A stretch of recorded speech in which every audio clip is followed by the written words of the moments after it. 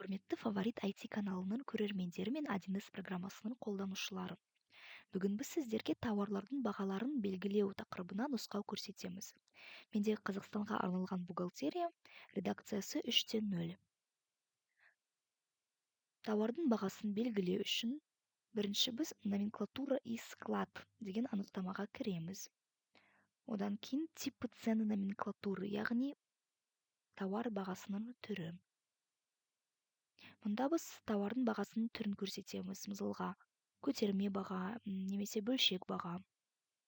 Мұнда біз розничная, яғни бөлшек сауда бағасы деп мысалға түрін көрсетеміз.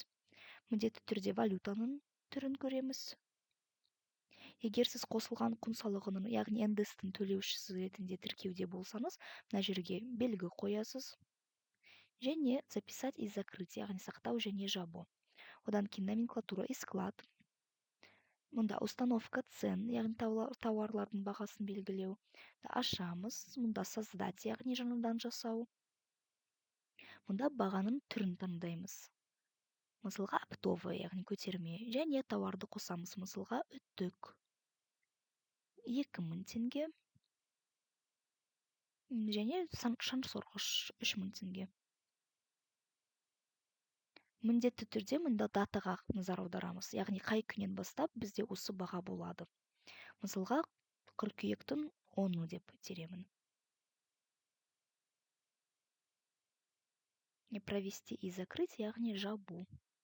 Енді біз осы тауарды сатқанда біздің бағаларымыз автоматты түрде көрсетіледі. Ол үшін біз продажаға кіреміз. Контрагенті. Бізге керекті сатып алушыны таңдаймыз. Мұнда договор, яғни келісім шарттар, және договордың ішінде мына взаиморасчеты дегенді ашып, бағаның түрін қоямыз. Провести и закрыть, записать жабамыз. Құрметті көрермендер, естеріңізге салайын.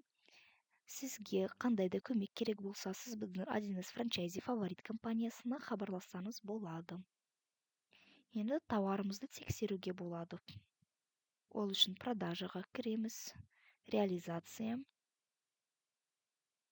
және накладная ашамыз.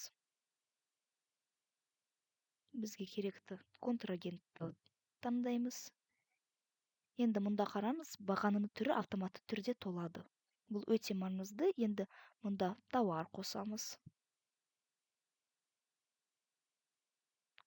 Міне бізде бағасы автоматты түрде бағасы толып тұрады.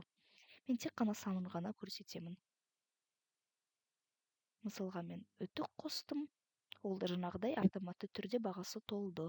Мұнда санын көрсетеміз. Және жабу дегенді басамыз.